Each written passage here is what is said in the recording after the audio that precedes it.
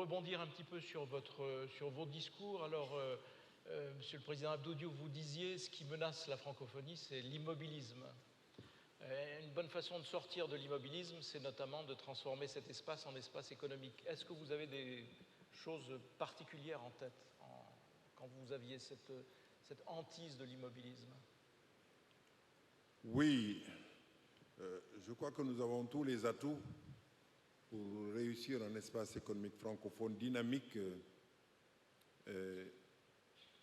L'un de ces atouts, c'est justement cette langue que nous avons en partage et que l'on a tendance à considérer surtout comme une langue littéraire, une langue de concept, une langue d'humanisme, bien sûr.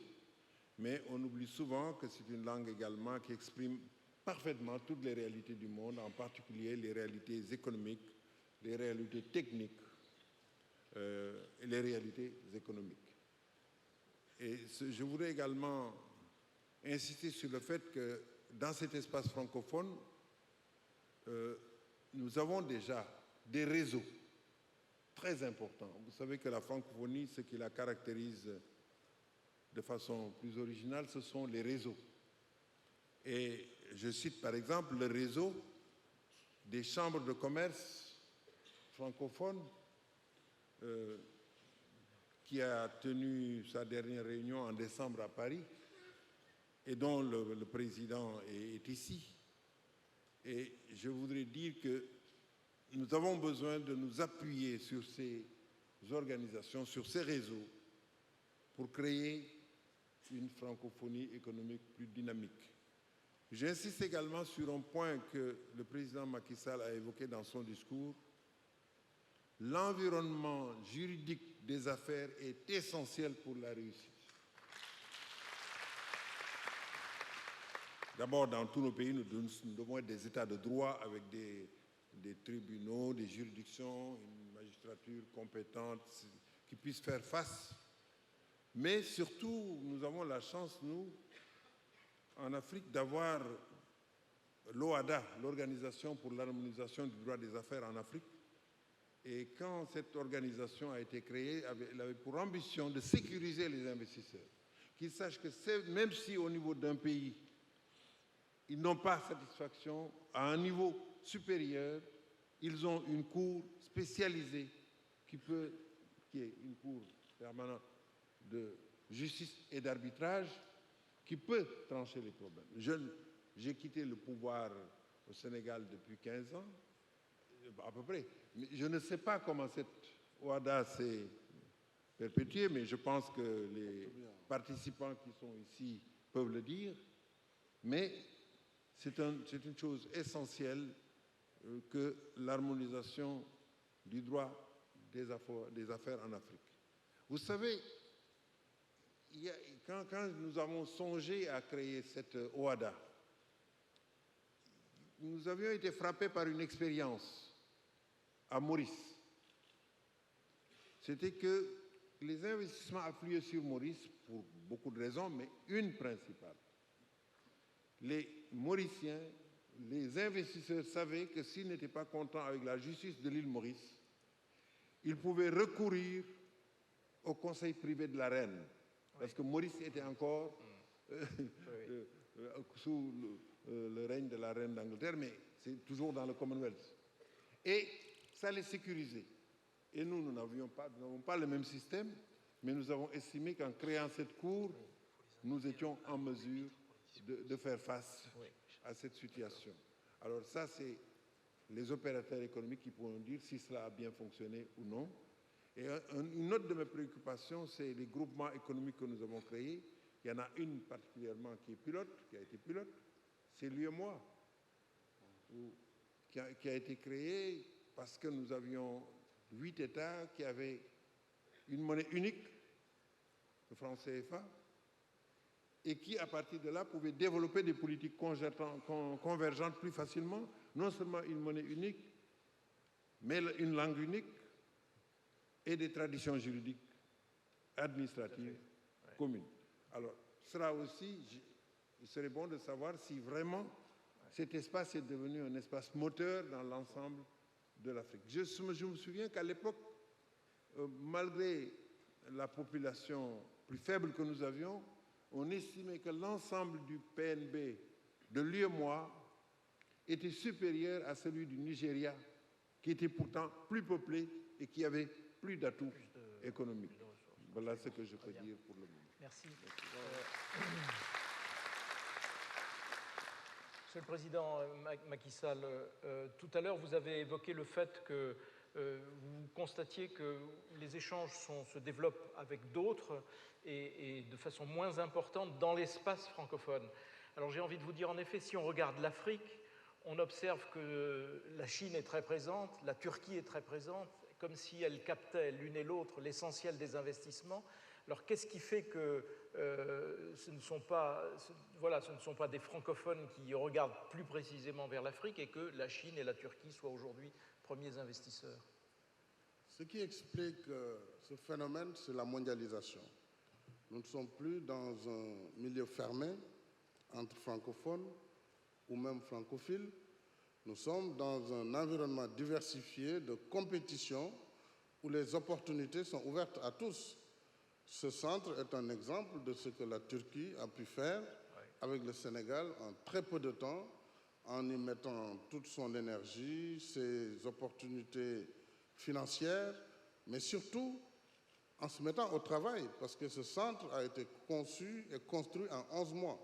C'est dire que les Turcs et Sénégalais qui l'ont construit ont travaillé 7 jours sur 7, 20 heures par jour. Donc, c'est aussi ce culte du travail qui fait que nous devons savoir qu'en face, il y a des Chinois qui travaillent peut-être 7 jours sur 7, et que donc, si nos entreprises veulent être compétitives, il faut qu'elles se mettent à l'heure de la mondialisation. C'est ça le problème de fond. Et nos pays ne peuvent plus ne pas regarder les opportunités qui s'offrent à eux, puisque nos besoins sont tellement pressants en investissement, tellement importants en volume, que nos partenaires traditionnels, qui sont nos premiers partenaires de cœur, économiques, ne sont plus les seuls sur la scène, hélas. Bien sûr. Il se trouve aussi qu'il y a de nouvelles opportunités, que ces économies émergentes mettent sur la table. Et ça, on ne peut pas cracher quand on a besoin de construire des routes, de construire des hôpitaux, des infrastructures, et qu'on ait une possibilité d'avoir accès à des crédits moins chers. Alors, on ne peut pas ne pas regarder. Je sais que la présence de la Chine en Afrique dérange beaucoup, mais on devrait plutôt la voir plus positivement. Et j'ai eu à dire lors du sommet de l'Élysée, il y a eu un forum qui s'est tenu au ministère de l'économie et des finances, que Alain Juppé connaît très bien, à Bercy. Je disais à certains interlocuteurs, il nous faut mettre en synergie toutes ces opportunités. Pourquoi ne pas mettre en exergue et à contribution les importants fonds chinois, la technologie européenne ou américaine ou canadienne, et les opportunités en Afrique? Tout le monde y gagne. Mais ça ne sert à rien de nous boxer et de se fâcher quand les Chinois sont là, alors que les autres ne sont pas là quand c'est nécessaire. Mais il nous faut de la compétition, il nous faut de la transparence, il nous faut un partenariat gagnant-gagnant. C'est ça la nouvelle Afrique, en tout cas l'Afrique de ma génération. Il faut donc que tout le monde se mette autour de la table et que tout le monde trouve son compte. Et l'Afrique aujourd'hui est une terre d'opportunités. L'Afrique, ce n'est plus ce continent qu'on doit aider. C'est vrai, il y a quelques fléaux qui ne sont pas... Aujourd'hui, on parle d'Ebola. Mais Ebola en Afrique, c'est une catastrophe, mais c'est quand même 5 000, 6 000 morts sur 800 millions d'habitants. 800 millions. En Europe, rien que la grippe, elle tue plus de 10 000 par an. On n'en parle jamais. Et c'est ça le problème. Il y a un problème de fond. Mais l'Afrique, c'est une terre d'opportunités puisque tout est à construire aujourd'hui. Au moment où les économies sont contractées en Europe, l'espace de croissance, c'est ici. Parce qu'il faut construire les routes, les autoroutes, les chemins de fer, les ponts. Mais donc, venez avec nos entreprises, travaillons en partenariat public-privé, améliorons notre gouvernance dans nos pays. Et là-dessus, je suis d'accord avec le président Diouf, il faut que l'Afrique évolue dans la gouvernance, dans la bonne gouvernance, dans l'état de droit. Et c'est ce que le Sénégal essaie de faire à travers ses réformes, à travers les réformes politiques, les réformes juridiques, mais aussi les réformes sur les politiques publiques. Et je crois que si nous avons adopté récemment une loi sur la déclaration de patrimoine, qui est une chose nouvelle chez nous, où non seulement le président de la République a été le premier à faire sa déclaration de patrimoine, mais aujourd'hui, l'ensemble des ministres, l'ensemble des ordonnateurs de budget, des administrateurs de crédit qui manipulent des budgets supérieurs ou égaux à 2 millions de dollars sont tenus par cette déclaration de patrimoine. Et à la sortie, nous avons un office de lutte contre la fraude qui est autonome, qui dépose ses rapports directement devant la justice. Donc, ce sont des efforts colossaux que nous faisons pour attirer les investisseurs. Mais faudrait-il encore qu'ils soient là et qu'ils acceptent aussi la compétition. Ça, c'est un autre problème. Actuellement, nous faisons l'objet, je ne vais pas traiter de sujets privés, mais il faut que les entreprises aussi du Nord et de l'Occident acceptent la compétition en Afrique. Ça aussi, c'est un problème. Parce que les gens, parfois, ils sont restés dans des conforts vraiment qui datent de très longtemps. Il faut qu'ils se mettent à l'esprit qu'aujourd'hui, c'est la compétition qui est ouverte.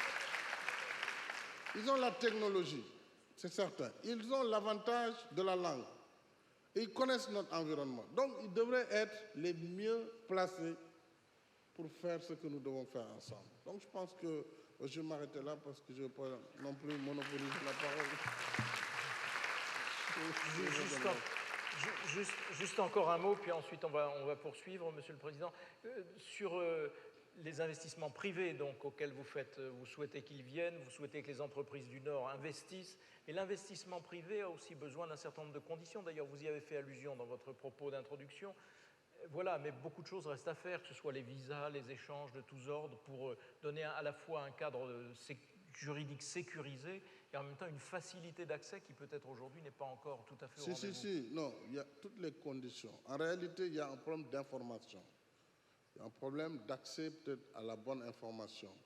Mais d'abord, vous savez, moi je dis, le risque politique en Afrique, il n'existe pas. Parce que ça a été mis en place pour justement rendre plus cher le loyer de l'argent. Vous ne verrez jamais un pays africain qui ne paye pas sa dette. Ça n'existe pas. Même en Amérique latine, vous avez ces risques. Tous nos pays, quelles que soient leurs difficultés économiques, la première exigence en dehors des salaires, c'est le service de la dette. Donc on doit relativiser ces risques. Les gens aussi, ils pensent qu'il y a un problème d'incertitude juridique. Je crois que parfois il y a eu quelques cas, ça et là, mais vraiment je voudrais donner l'assurance aux hommes d'affaires ici présents, aux opérateurs économiques, que l'environnement juridique et judiciaire est sécurisé. Je ne parle pas du Sénégal, mais je parle de l'Afrique. Et le président Diouf a bien fait de rappeler l'OHADA. Nous avons des chambres arbitrales ici, et nous recourons très souvent au CRDI, à Paris, à Washington. Donc, nous n'avons pas de problème de sécurité juridique de ce point de vue, mais il faut que les entreprises puissent venir sur place, regarder les opportunités, et nous devons continuer à lutter simplement contre la bureaucratie. Des efforts sont faits dans ce sens pour réduire les délais, pour également faire en sorte qu'il y ait une dématérialisation des procédures. Et tout cela est en marche, ce qui explique un peu nos positions dans le doing business et dans les efforts qui sont faits pour que toute cette information soit accessible en tout temps et en tout lieu. Très bien, merci.